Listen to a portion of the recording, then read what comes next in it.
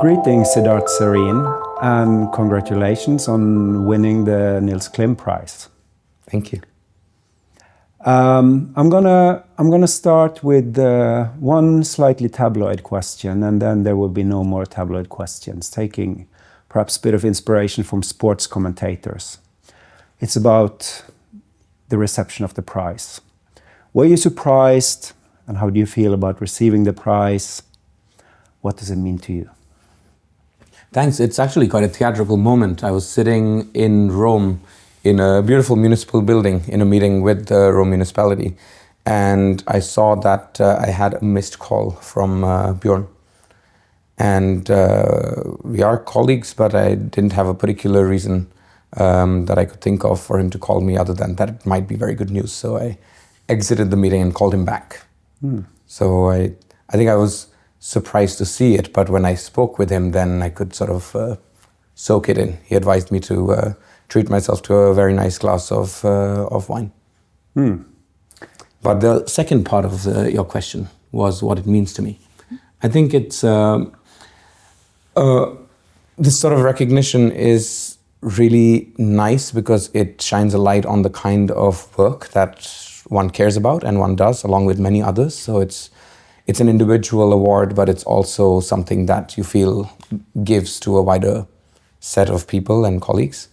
But I also think it's a moment to take stock and to think about what have I been doing? What does it mean to me? How can I do it in even better ways going forward? So I think there's been a bit of that sort of thinking over the past months. Great, so an inspirational moment. Yes. I don't think it's a moment of saying my work is done. Hopefully not, hopefully not. So exiting the tabloid format and going more into the academic direction, could you describe to the viewers the field or the fields out of which your work comes? Sure, I identify as an environmental social scientist. I have a background in development studies, political ecology, human geography, and that in a sense makes me a quite interdisciplinary social scientist. These fields have different strengths. They also have particular trajectories that can come with some connotations and limitations. I've tended to stay away from the idea of being boxed in to any one definition. So I'm not very much of a purist when it comes to defining a discipline as being exactly about this, and that is the canon. I think those are slippery slopes because our canons come with baggage as well. And so holding oneself open to inspiration, to quote the Rig Veda, which is, probably the oldest text around, goes back 4,000 years, let wisdom come at you from all sides. I think that it's really useful to be a bit malleable, treat disciplines as evolving and overlapping.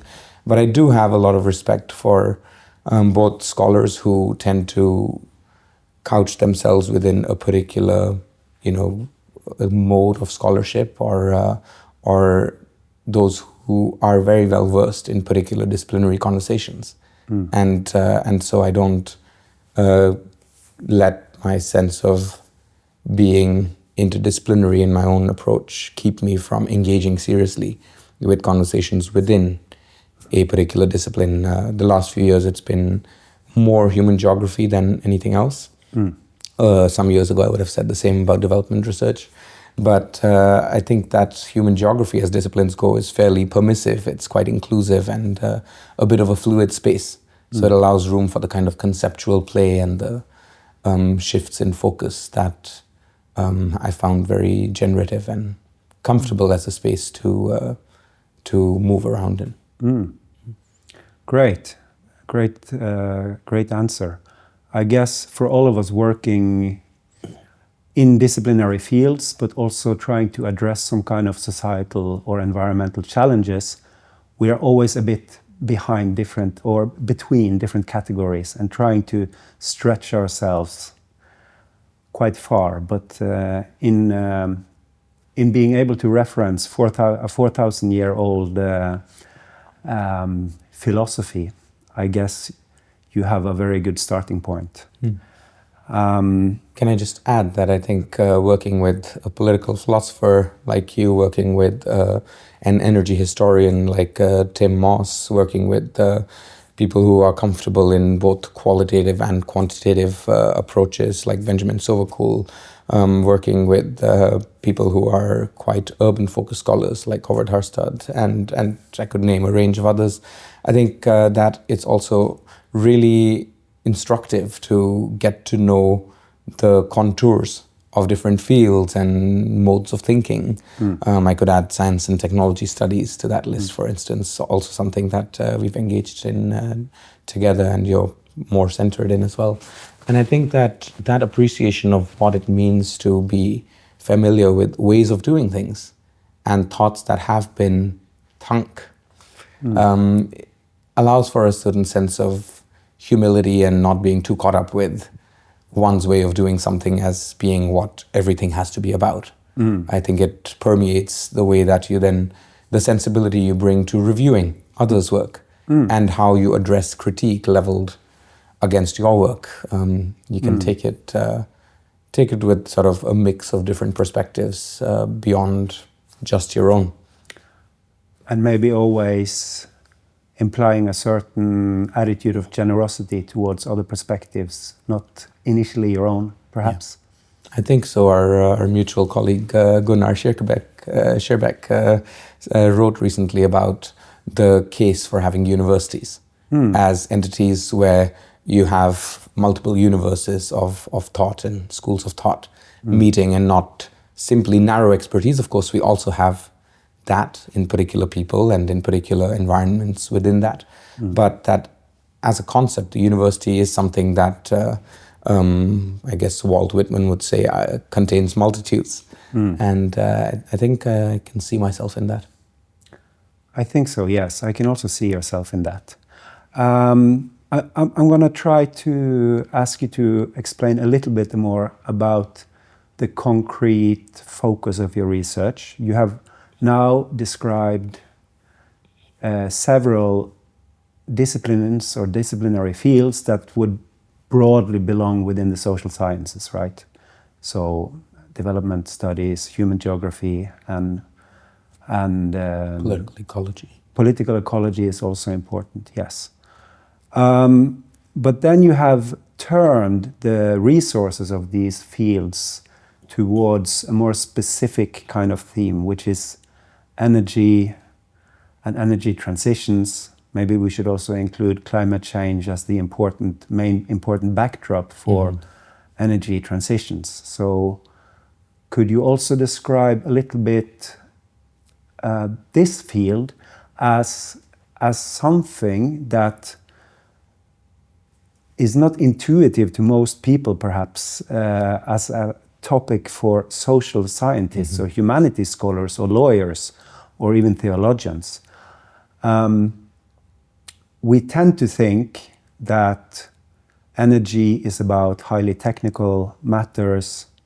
It's mainly for engineers, natural scientists, technicians, and the occasional economist, perhaps.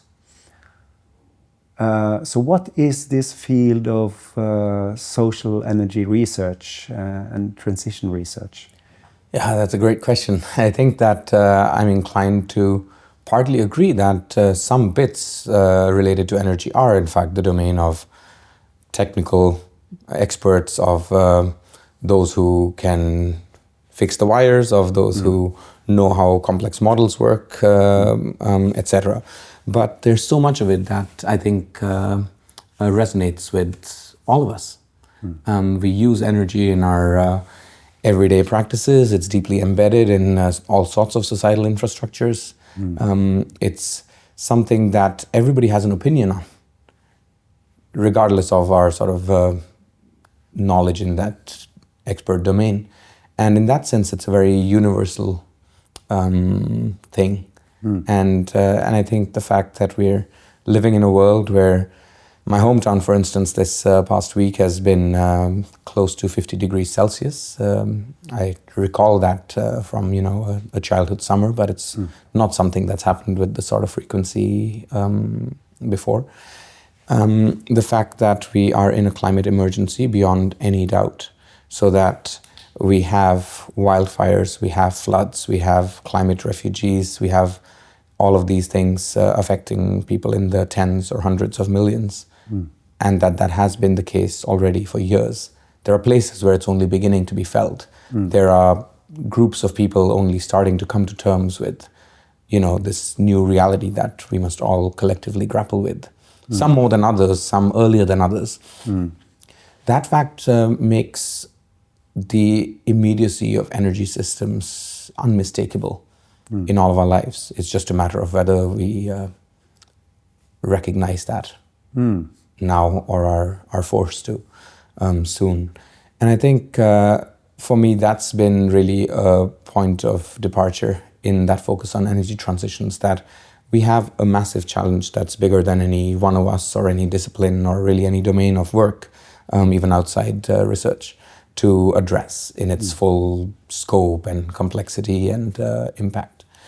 And when we stand before a crisis as global society, then we need to do something about it. And the more that I've spoken with people who are engineers, and I've been educated as a social scientist and humanist alongside a lot of engineers. I've engaged in depth with many of these. They're good friends of mine, so I understand that mode of thinking, let's say. The more I speak with people, the more I see that recognition in them that these are not just engineering challenges. In fact, the most interesting, the juiciest bits are not centrally engineering challenges at all. They're problems of governance. They're problems of understanding in a wider public cultural domain. They're problems of power relations, of incumbency, of elite actors who benefit from maintaining the status quo, of path dependency in institutions and infrastructures that have worked a particular way for too long, because the techno-economic models we use, the actual technological basis behind our energy systems, until some years ago, did lend itself to a fossil fuel-based society that comes with greenhouse gas emissions, carbon emissions, what have you.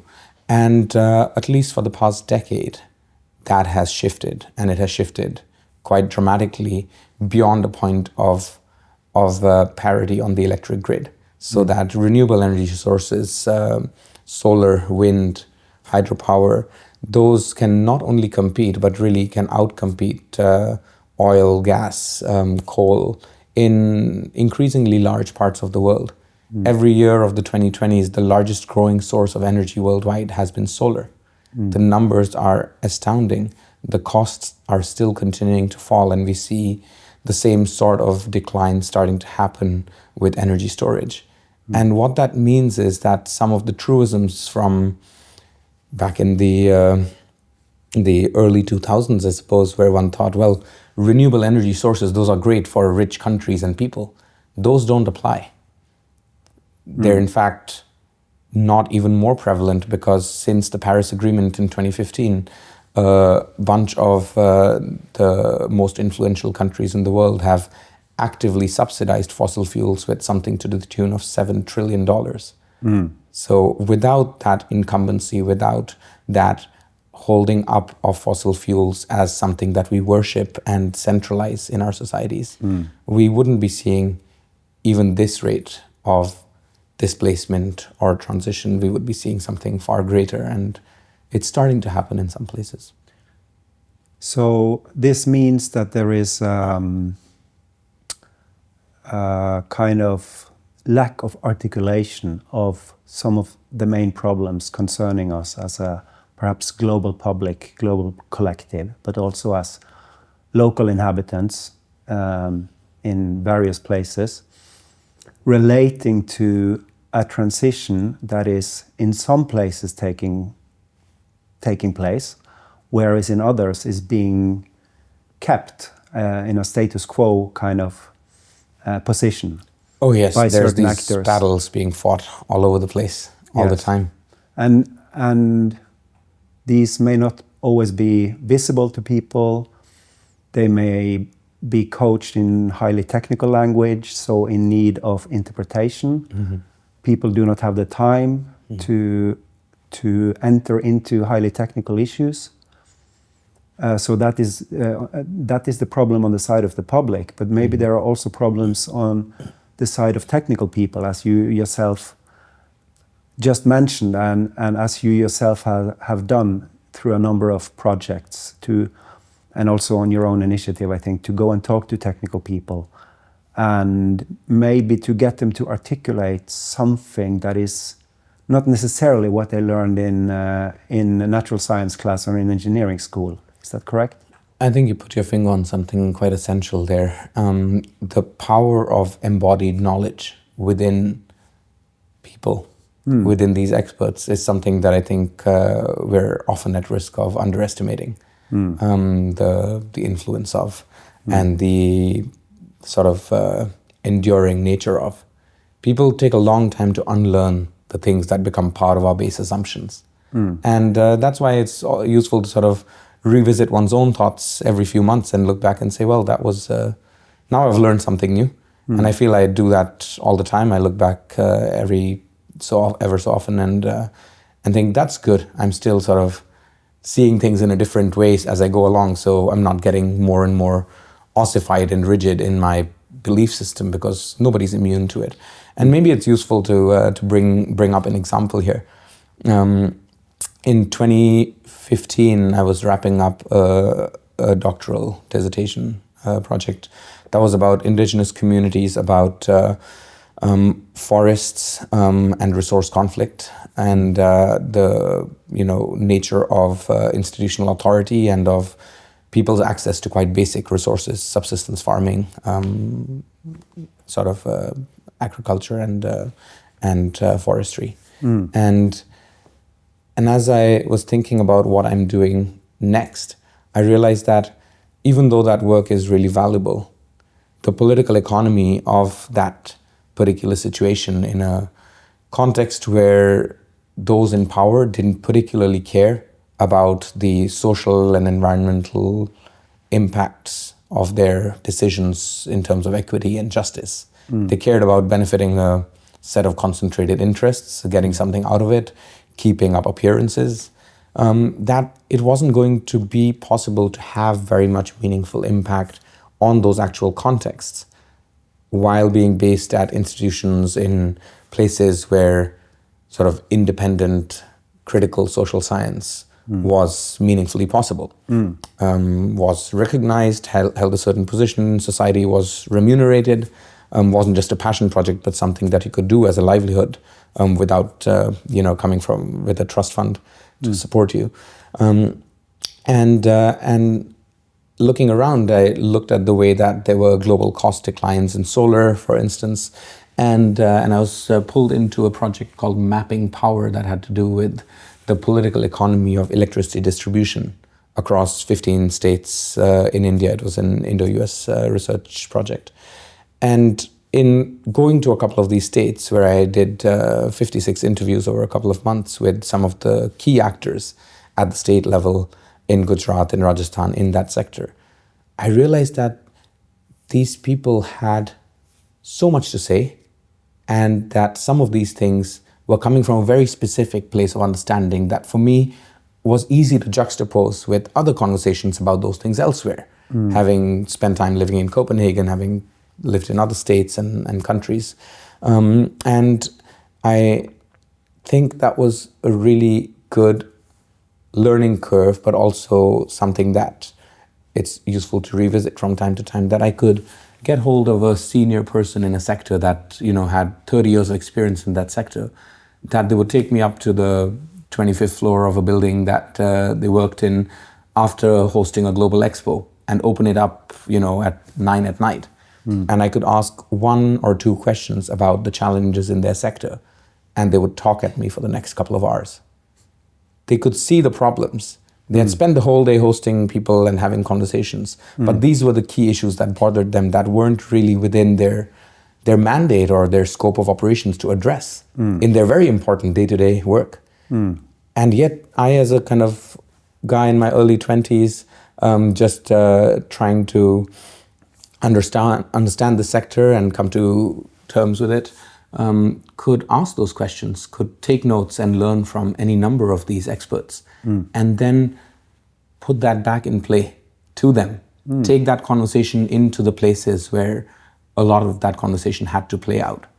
And I felt that that is a role that can meaningfully aid constructive impact from academia, from critical social science, from a place of understanding that's not sort of necessarily inside or outside a sector, but willing to traverse that distance between our tools, our concepts as social scientists, as people with disciplinary grounding, but also respect that there are any number of others working in a transdisciplinary way who can co-produce understandings that otherwise don't obtain for any of us. They're out of our grasp unless we work collectively.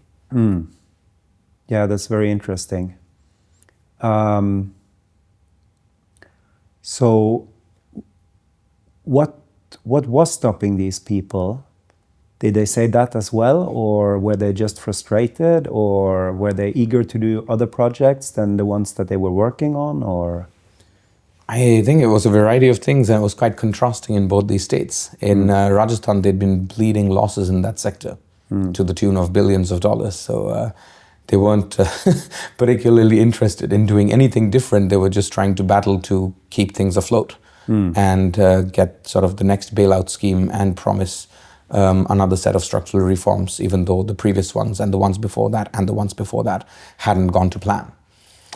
In Gujarat, they were kind of on the exact opposite end of the spectrum, where they had got these shiny models that others were interested in adopting and learning from socio-technical interventions, separating electric feeders down to or electric distribution networks down to the feeder level for villages where people relied on them to run their agricultural pump sets, but also where there were quite high rates of line theft from the electric lines because people were powering their homes and not paying. There was a lot of political patronage, etc. So a kind of technical infrastructural intervention into developing a second parallel network to provide essential power supply to run the agricultural pump sets so that people could water their crops, allowed for the kind of administrative leeway to turn off the power supply to households in areas where the rates of theft were clear from looking at the high level of line losses. And that was something that was possible to emulate in other places, right? I could say the same about solar. They had a good financial position in that state, so they had put a lot of early money into attracting different kinds of technical competence to develop utility scale solar. Back in 2008, that's quite early, they'd put up 1 gigawatt of solar within a couple of years by promising really subsidized, sort of incentivized tariffs to these operators who were not traditional power companies. They were pharmaceuticals, jewelers, petrochemical operators who had access to capital, who had some amount of understanding of techno-managerial operations, and who had a very lucrative target to invite them into a sector. And they could take a small piece of this, 10, 20 megawatts out of the 1,000 that needed to be implemented quite quickly. And because that was set in motion, it allowed for more interest to grow in the solar sector. You could point to an example and say, look, they've done it. It's possible to do, at least technically.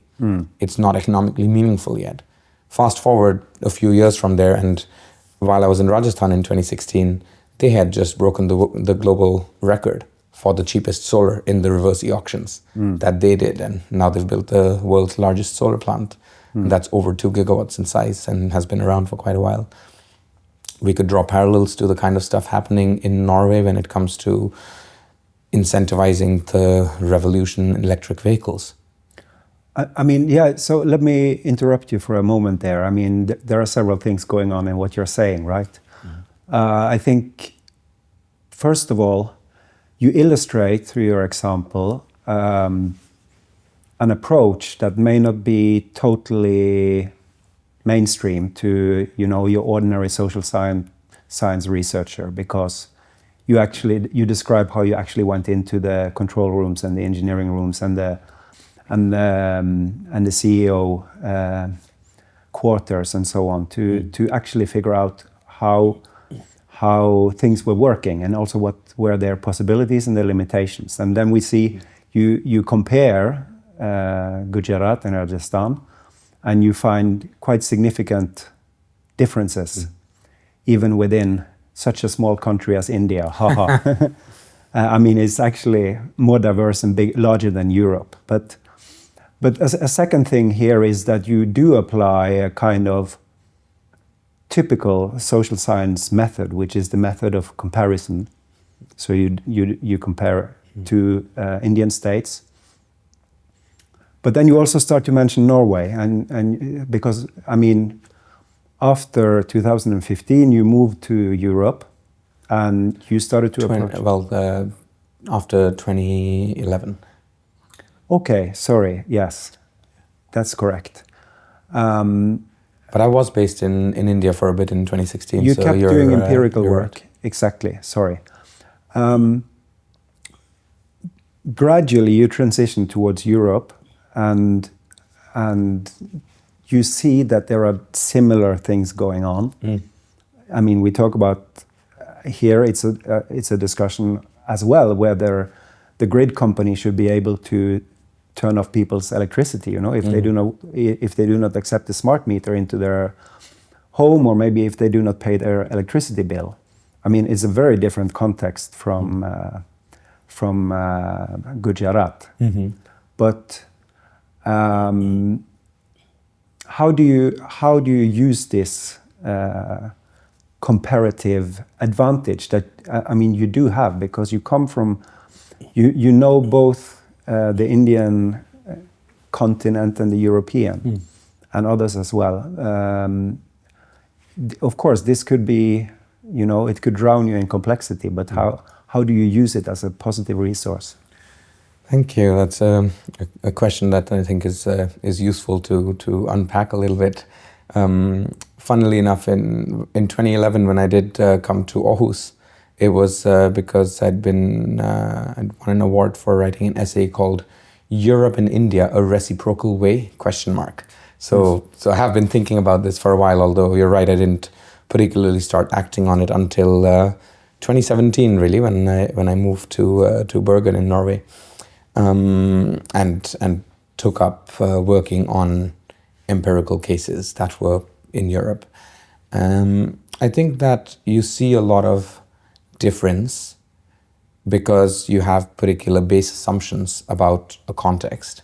And then as you get to know another context quite well, it could be in a different country, could be in the same country, as you said, a country that's very large and complex with large, you know, cultural and geographical differences and so on.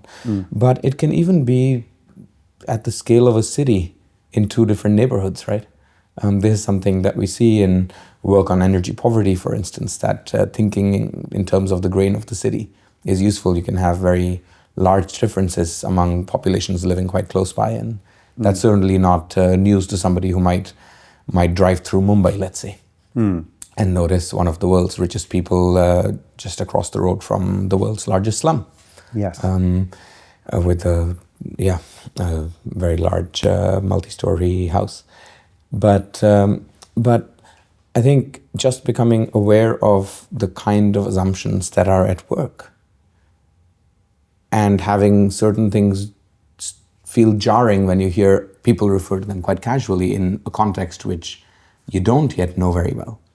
That can help keep us accountable to our own assumptions, to the kind of epistemic violence that each of us do in our work, just as the process of learning and improving our understanding of anything that we're looking at empirically. That's I think how it operates. So I don't think I was quick. I was careful not to rush into trying to take on many different empirical contexts. I was very interested in specific things that had to do with social and environmental equity and justice. I'd at the master thesis level, I worked on childhood poverty and access to education. Similarly, for my PhD, it was quite core things related to severe problems of people in situations of distress, feeling that there was some sort of something going wrong in terms of governance, in terms of how we, in a world of such plenitude, can still have such deprivation, can still have such, people in dire straits. When we could easily, within the sort of resource base sustainably available to us worldwide, could easily fix that if there was political will. That's a big if, and if that we're trained to treat very carefully. But then when you look at a context like Norway, which I've now lived in for 7 years, and see that over the past couple of years, things have changed quite dramatically when it comes to energy poverty, when it comes to the recognition of people not being able to afford basic energy services in their household. When people find it difficult to, have their household economy get them through everything without having to think quite hard, work quite hard in ways that are not always ideal or desirable.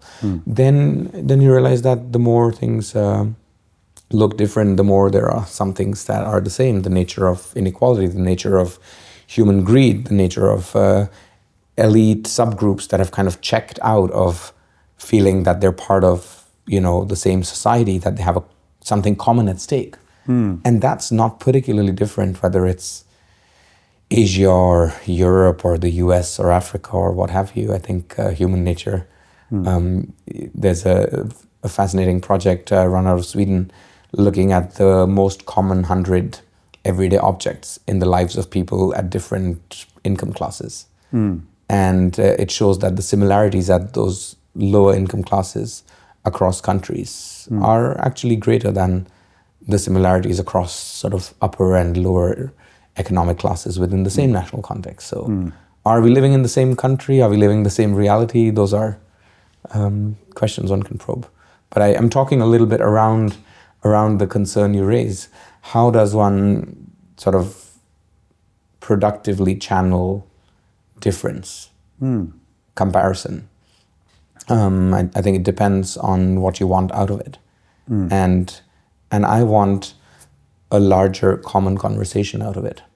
I want people to not say energy poverty, to take an example, and have as a reference in their mind either an image of local disparities within a European country or city, or cook stoves in Africa, as tends to be one of the common tropes associated with these things. I think that it's important to think about both the conceptual nature of that problem that we're looking at and its empirical specification in a way that is not confounded by those very specific assumptions that we make around a context, but that can often get in the way of wider transferable understanding. And these can also be local understandings that may in the end turn out to be more similar to understandings in other parts of the world than we, of course, tend to be aware of in our own local understanding. I should ask you, since you've being Norwegian and having worked a long time in Norway, but certainly also in other contexts, when you think of energy poverty, is it easy to step outside of that national frame of reference? Good question, of course. And it is that kind of thing that can be elucidated by comparison, I think, or at least it can facilitate this kind of articulation of a collective problem. Because in my experience, both as a researcher also on energy and society and also as a Norwegian citizen, it has tended to be something that did not really exist. It may have existed like 50 years ago, 60. But since that time, we have had such abundance, both in terms of oil and the income from oil, but then, of course, also hydroelectric power. So we are used to just leaving the lights on. But now, as you say, and I think this is really important to to articulate, there are cracks in this self-understanding. There are cracks, and other realities are starting to appear. And energy poverty is a good word for describing it. Energifattigdom.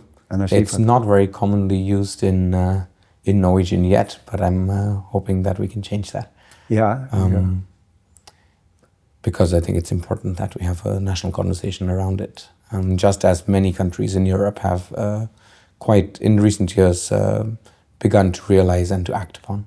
So you also have a background in this European project that was mapping out energy poverty, correct? Right, the Engager, European Network on Energy Poverty. Yes. Yeah. So this is where you started to see these,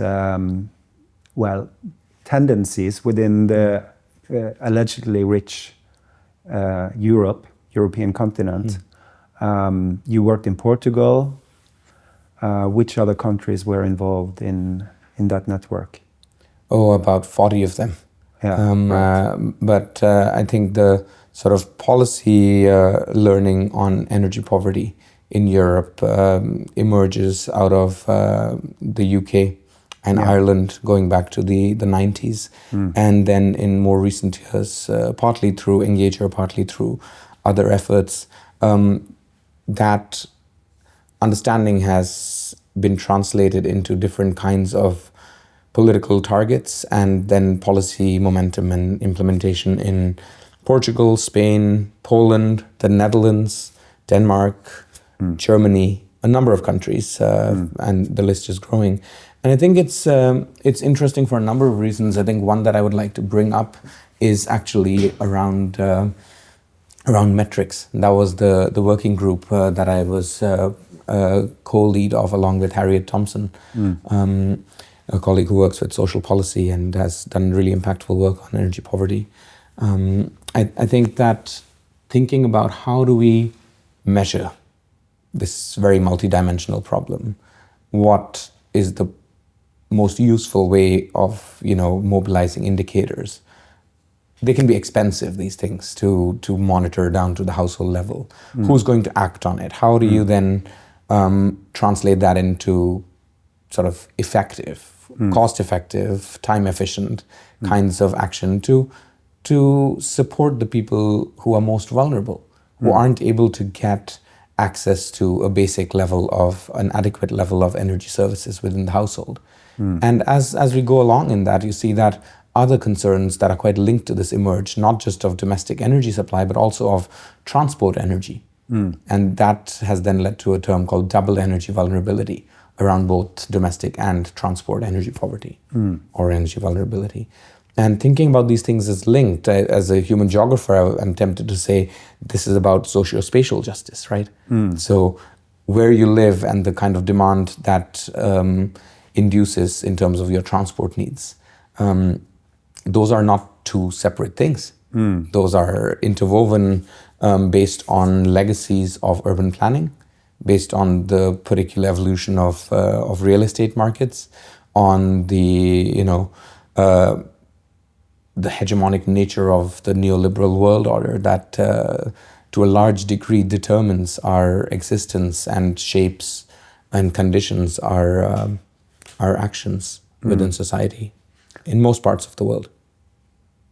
Yeah, thank you. That's great. I'm gonna switch the focus just a little bit, but just a little, because we want to turn to also some of the. I mean, we have now been looking at a huge diversity of empirical areas and domains where you have carried out your research.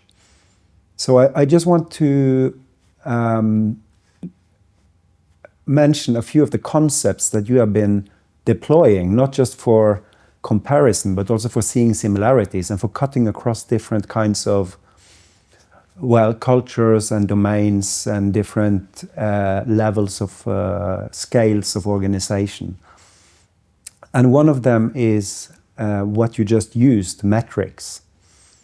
So you used the word metrics and you used the word neoliberal modes of governance or something similar.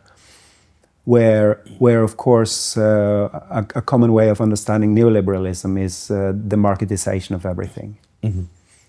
And the marketization of everything means putting a value on everything.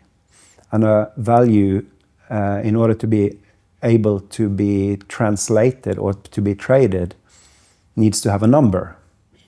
So, I mean, this is just one way of approaching metrics. Do you agree? Yeah, I'm reminded of something we did together 5 years ago now, a workshop on the ethics of quantification. Mm. And we had somebody whose work on this has been very has been seminal and very influential, Ted Porter, who wrote Trust in Numbers back in the mid-90s, really addressing this sort of central question of why do numbers matter? Why does this mobilize so much action, regardless of the veracity of those claims? As soon as you quantify something, it takes on a certain power. And I think that is fascinating. It also conceptually interests me to begin with because of its relationship to legitimation and to accountability, which are other concepts that are quite central to my interests. What is it about numbers and indicators and targets that then has such a definitive power? And I'm sure you remember this, but we came up with a very complex and yet very precise definition of the ethics of quantification along with our colleague Andrea Saltelli. And that was the iterative illumination of obfuscation through legitimation by quantification.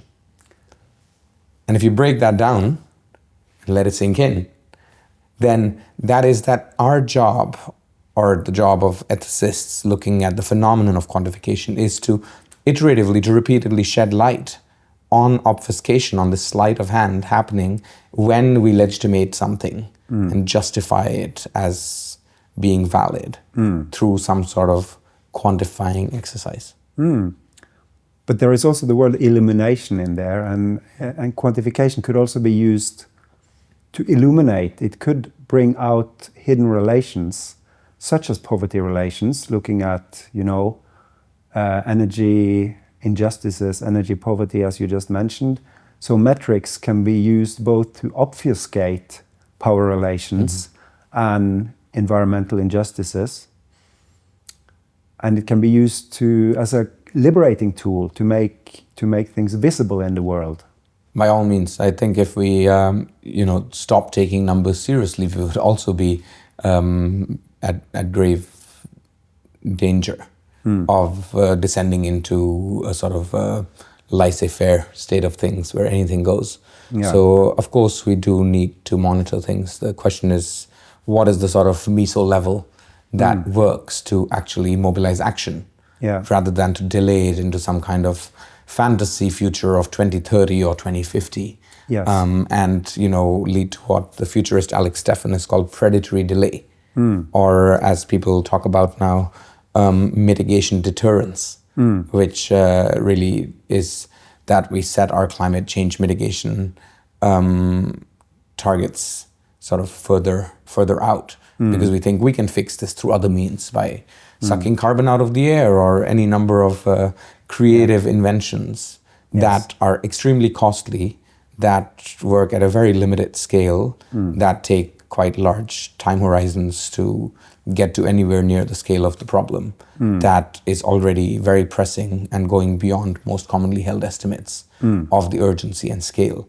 Yes. So I think it's important that we push for the kind of action that is based on the empirical proofs that we have at hand, which are low carbon energy sources like wind and solar and hydropower, with some combination of energy flexibility solutions through energy storage, through electric grids, through the electrification of multiple sectors and coordinating the rhythms across those in order to balance supply and demand, to create the kind of techno-economic models that allow for society and for these actors to be guided in that direction of coordinating multiple sectors in real time. And we're putting in place some of the conditions for that. Certainly, one of the reasons Norway is fascinating as a place from which to study energy transitions, but also a place in which to study energy transitions, is that we have advanced down to the building level in digitalizing much of our energy system.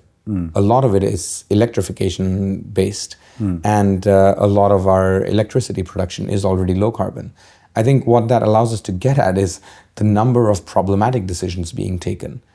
Electrifying some of the most polluting sources of energy that we're still continuing to pump, and not only that, but also expand.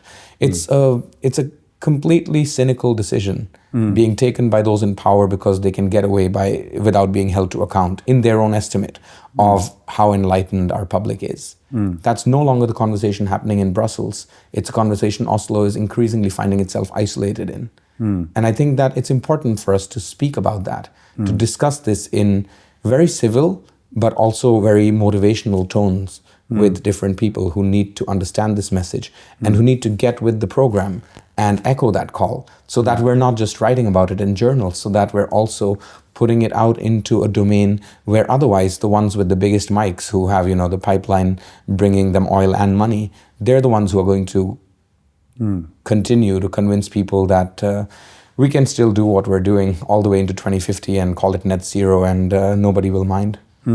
We'll sell our oil to the Gulf because it's cleaner than theirs, and they'll just buy it. That's the kind of nonsense that people talk about when they talk about oil and gas futures in Norway quite often. And I think we have to confront that and say, you don't take this seriously. You're stuck with a particular investment portfolio, a particular stake in the pie. And that's mixed metaphors, but you know what I mean. And it seems to me the consequence is that people, both left and right, they lose trust in what you could call mainstream politics, because the people who just want to continue the oil exploitation, exploration, extraction, they can use various arguments, as we know, about uncertainty and complexity and so on, about the lack of certain knowledge about future impacts of climate change, although we are starting to see them in very clear ways. So that could be maybe the fossil right, whereas the progressive left, with people such as led by people such as Greta Thunberg, they're also starting to lose faith. Greta has waved goodbye to the big major institutions. She's no longer welcome within the World Economic Forum, perhaps. So is there a lack of truthfulness at the center here, a lack of capability to articulate our collective predicament that is absolutely necessary for us as a collective, as a society going forward? Thank you both for raising what is a vital question, but also for your work on post-truth, for instance, which I think is closely related to this particular puzzle. I think that if society splinters, then we lose regardless. So it's important for me to not sort of, preach to the choir or take on a stance that seems very progressive and alienates a lot of people by being so narrowly wedded to a particular agenda that then it leads to a legitimacy issue. Because we don't get very far with taking our opinions and projecting them with a lot of rhetoric. It seems that people believe in it and it gets them quite far in the world of politics, and that's partly what's gotten us to this place, I would say. This place where difference is, treated with disdain rather than welcomed with respect and interest, where we create a civic sphere where we can have those kinds of discussions, where we have multiple publics convening, to take the old Greek concept of an agora, to create these larger arenas of conversations, of having to do with each other in a thing called society. It's a nice experiment. We should try it sometime. Increasingly, that seems to be applicable, and I'm very aware of this from having seen the kind of lurch to a particular kind of politics in my home country, in India, where this increasingly narrowed space for expression of difference and acceptance and acknowledgement of that, and a continuing larger conversation. And you could say the same about the US, about Turkey, about large parts of Europe, and I think that's a big reason to worry. And I think that our role is to take on those conversations, to have the difficult conversations as social scientists, as scholars, but also not to be endlessly malleable, pliable. There's this sort of tendency among some people to think that we should welcome every conversation in the name of academic freedom of expression. And I think it dilutes away some of the very valuable work that exists, that has been done in academia. We know many things. We know them with a very great degree of confidence from many decades of really good work by some of our best minds. So let's not, reinvent the wheel and say, but are we really sure? Shall we discuss this for another 10 years?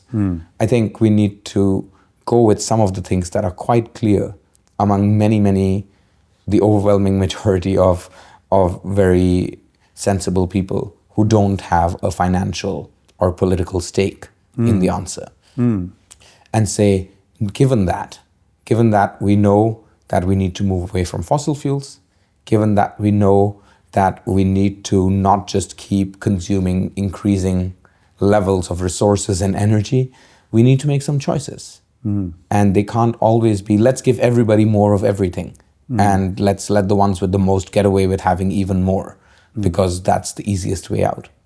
There's conversations to be had, and here I return to accountability, about not only the need for deliberative assessment, or the kind of larger conversation in society about what do we do with the predicament we find ourselves in, but also sanctions. It's really, well, if that's what we do, then let's do it. And if people cross certain lines that we collectively agree upon, then there need to be sanctions.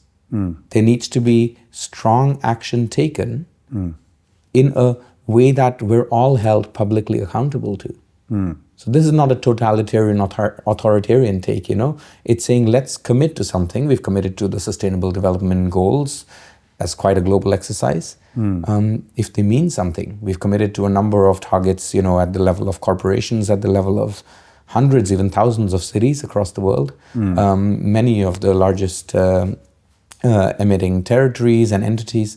So if we're serious about that, then let's hold them to account for those commitments. And I think it's an interesting question to discuss. How do we do that? What happens if they fail? What happens if we fail? And probably we have to be open to that possibility. I mean, we can see modernity and modern society as a kind of large-scale experiment. And experiments can go wrong. And we have seen that many times in modern times, especially, specifically modern ways of failure. And I guess climate change and destruction of habitats, biodiversity, they are examples of this.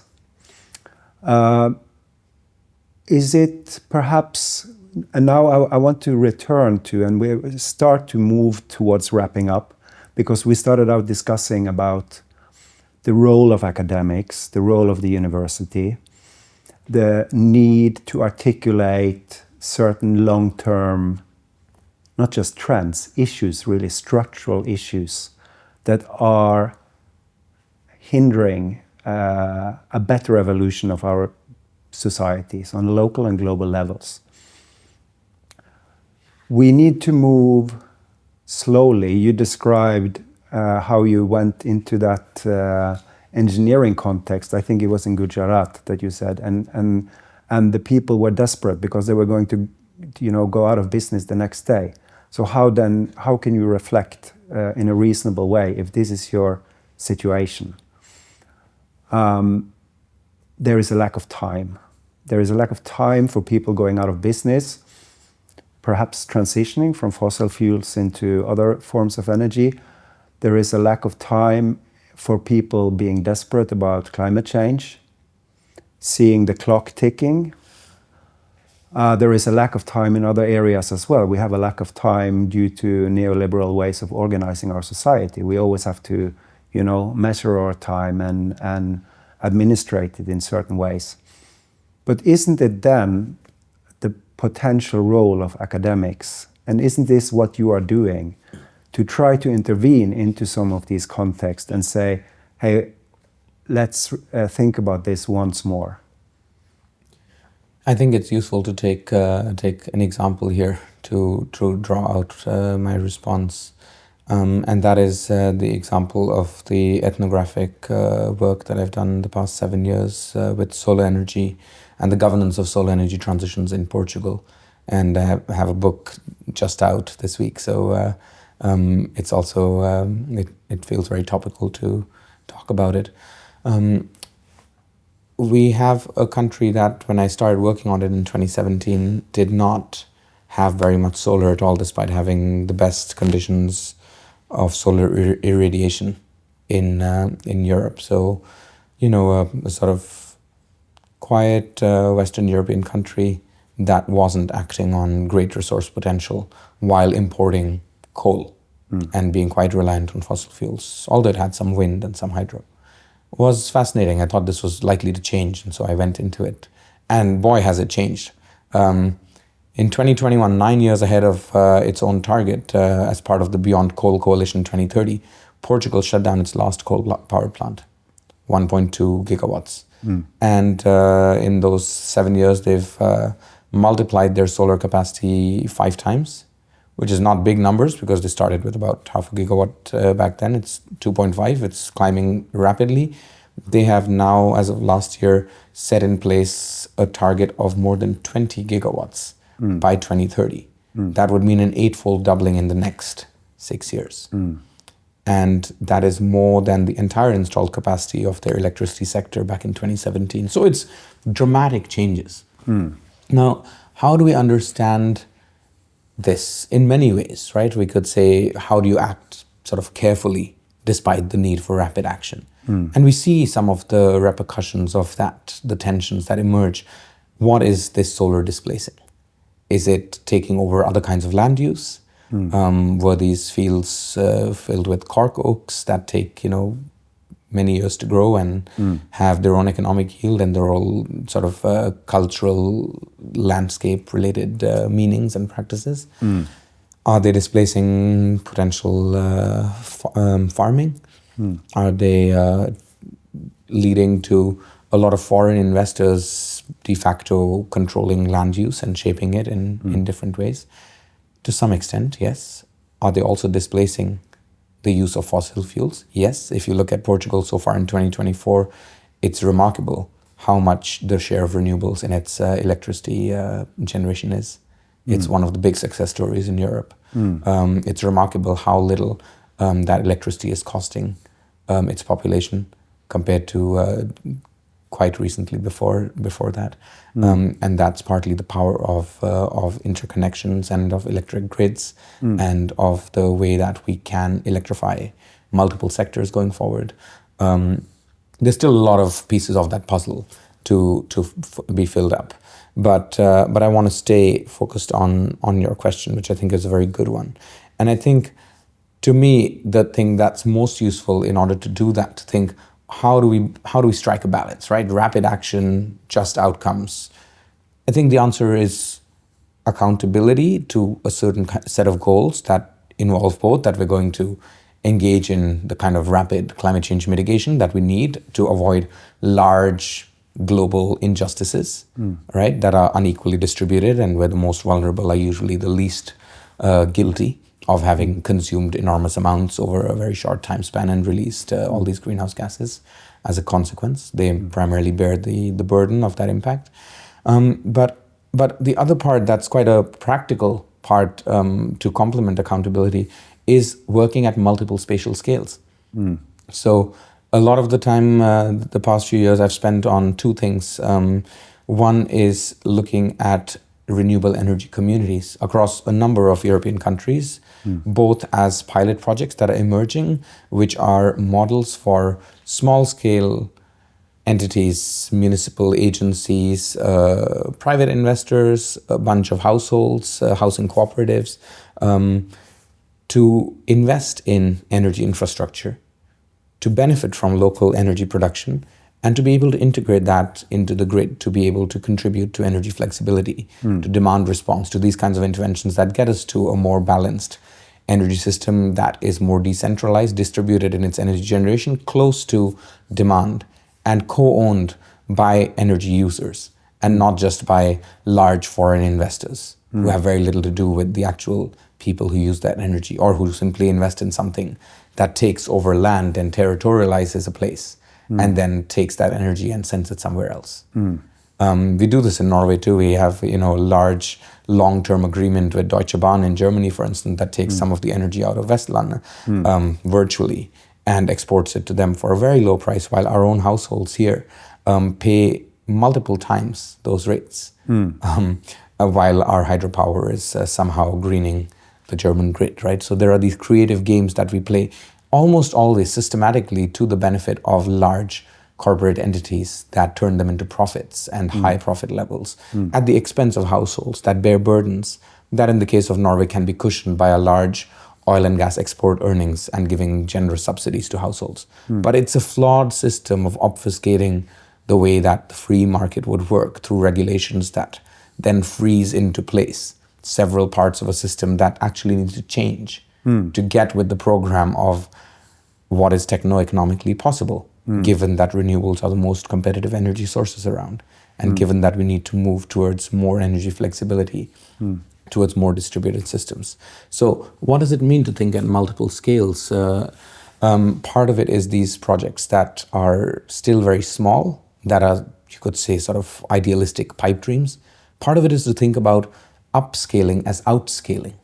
So can we take an idea and multiply it manifold rapidly without going from hundreds of kilowatts to megawatts, or from megawatts to gigawatts, right? Can we think, wow, that's something good that works for 100 or 1,000 households, or, for this small town nearby.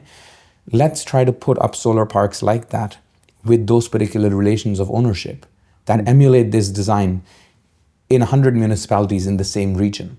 They have the institutional infrastructure in place. Let's put the physical infrastructure, the socio-technical infrastructure in place to create different ways of doing things. And we have good examples to follow. We have them working at the level of countries.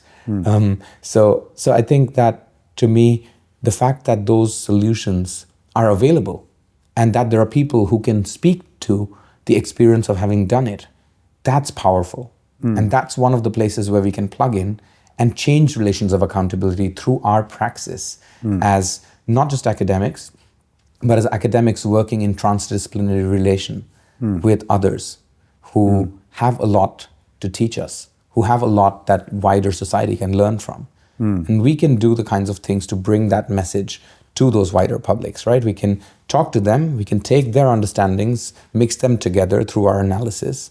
And I've tried to do this in Portugal. Just last month, I took a large group of international scholars over and spent the better part of a week ahead of the golden jubilee of the Carnation Revolution, when it became Western Europe's youngest democracy 50 years ago.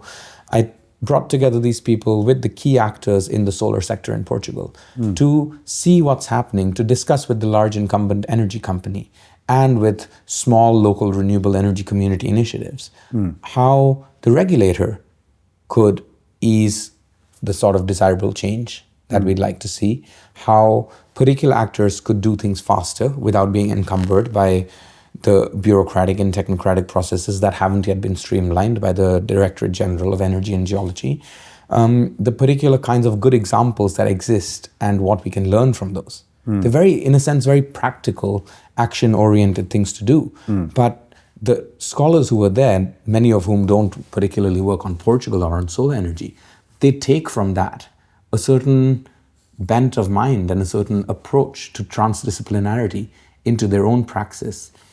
We did this as part of the Empowered Futures Research School, which is funded by the Research Council of Norway up to 2030, where the emphasis is on work-life relevance, right? So it's embedding this idea of us being scholars who make a difference, and that difference can happen in multiple ways. Not to the exclusion of conceptual advancement, not to the exclusion of anything, really. I think it's amazingly generative to engage with others on energy communities in terms of place or scale or space or some of these key concepts that inform our thinking in traditions like human geography or energy geographies as a very fertile and increasingly emergent field. So I think that there's reason for hope. I think that there's multiple modes of practice that are inspiring, that are generative, that are convivial. And I think a lot of it has to do with spending more time with each other, learning from each other, doing things together, both across disciplines, within academia, but also with kindred spirits, with our kin across sectors and beyond academia.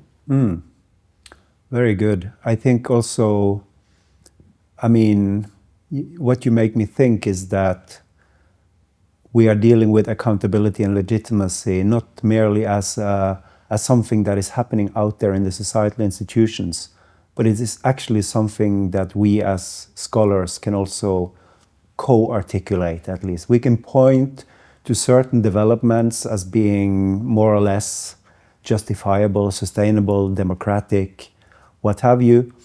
And we can also point to certain actors and say that these are actually publics. They are not, Extinction Rebellion. They are not just a bunch of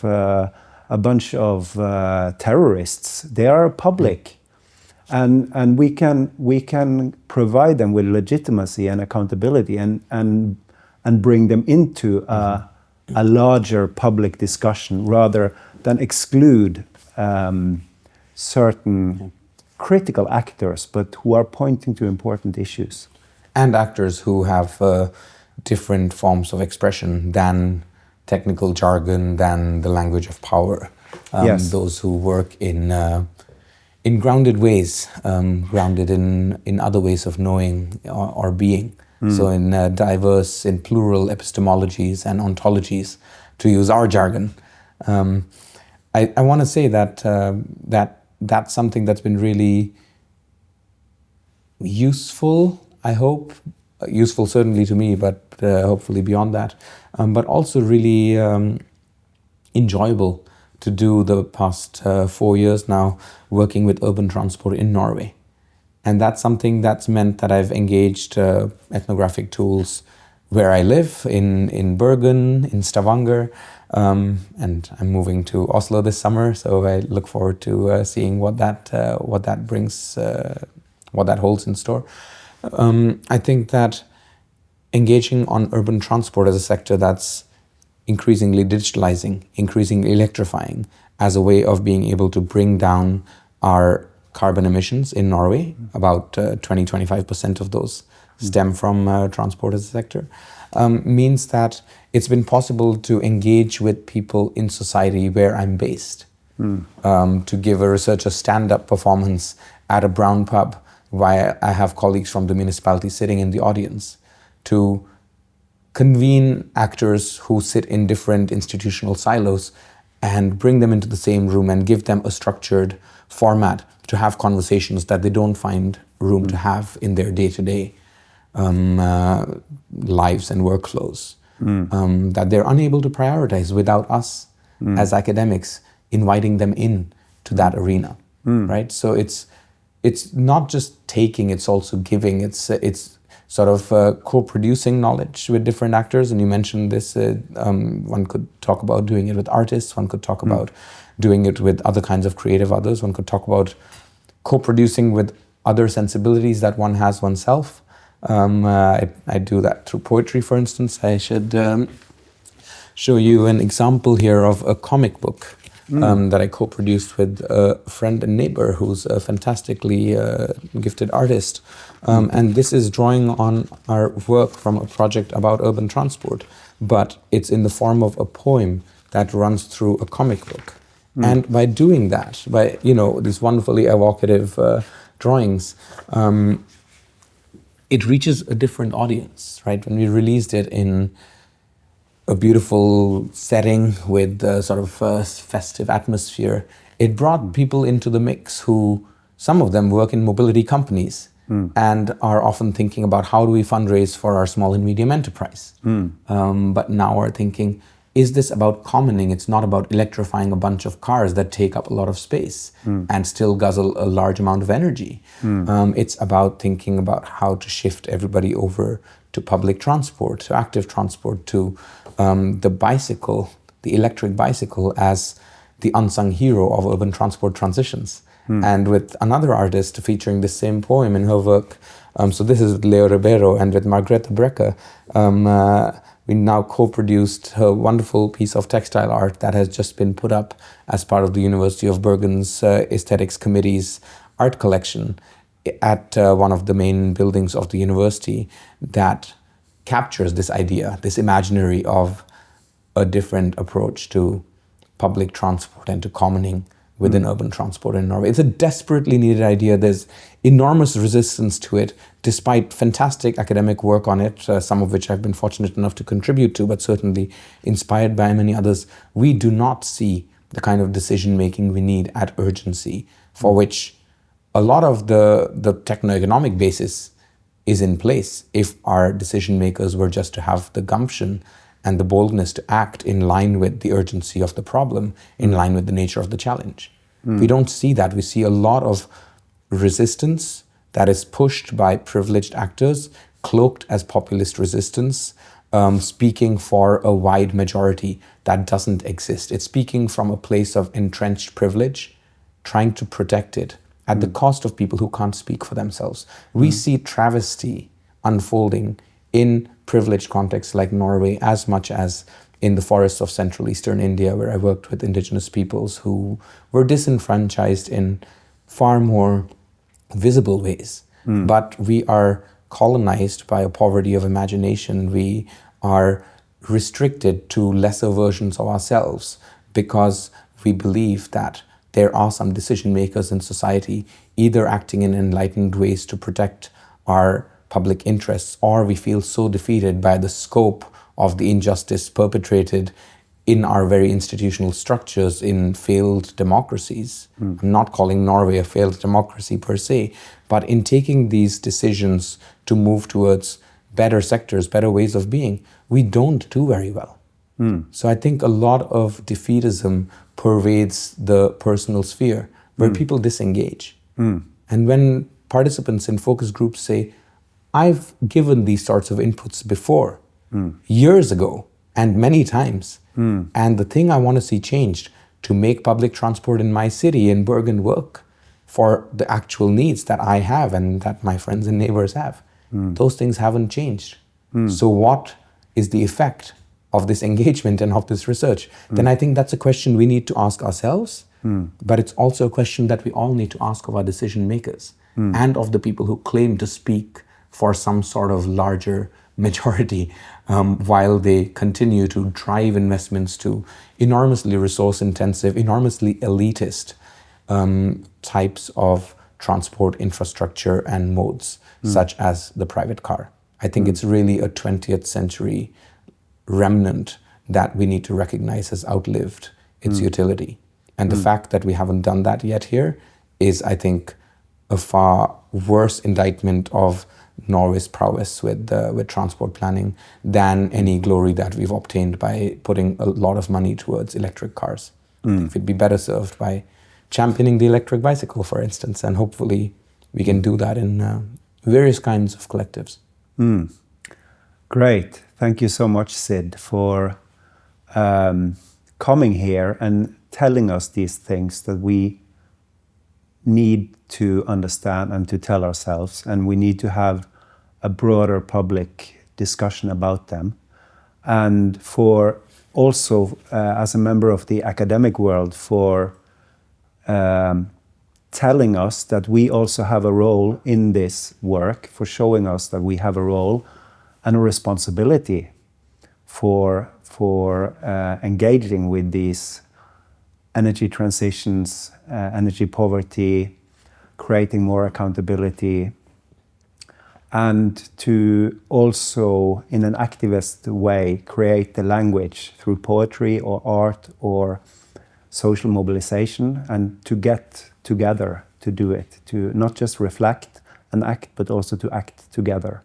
That's what I take from this talk, and And I think, to me at least, it explains why you really deserve this prize. So again, congratulations and thanks a lot. Thank you. If I'm able to add a last word to that very nice reflection, it would be that I think people like you are very important in that enterprise. When I first came to Bergen, we met up at a cafe down the road after I'd given a job talk, an interview, and you'd written me saying, "What brings you to these distant shores?" And that's 7 years ago, and if I look back to the ways in which we've engaged, certainly part of it has been collaborating on research projects and on papers and what have you, maker spaces and workshops, and the work of smart grids and lots of really useful things. There's been a lot of learning for me out of that, a lot of fun as well. But I think that there's something I value far more than that from the other exchanges that I can think of over these years with you and similarly with a number of others. And that is taking out time from a very busy schedule to meet up when I'm in town and to, invite me home, to spend time with your family, to take walks and catch up, to have a sense of friendship that permeates our working relationship. And I've valued that enormously in my own professional life. I don't have a very strict line between that and the personal. I think that if we really believe in what we do and do it for reasons that are not pure raw self-interest, but some sort of will towards a better world that works for all of us, or for at least for more of us in productive, in enjoyable ways, then we have to start with ourselves and with each other, with being kind, with being generous, with being nice to the people we spend most of our time with. And to most of us as academics, that's certainly with our families, whether it's your partner or your children or your dog, but it's also with our colleagues. It's also with the people we encounter in our day-to-day work lives. And I know many people in academia are extremely committed to the things that they do, that they spend time on, that they contribute to. And I don't think that one would get the energy and the goodwill that it takes to do that day in and day out over the years if it wasn't for feeling that one's part of a larger collective, that there's a lot of brilliant, but more importantly, good people around. There was a sign here on the job posting I applied for that brought me to Bergen. It was in the photo of the job advertisement that said, "There are a lot of good people around." And I'm glad that the day that I came here and gave that job talk, we ended that evening by hanging out at a cafe, and I look forward to a lot more of that to come. Great, so do I. Thank you so much, Sid.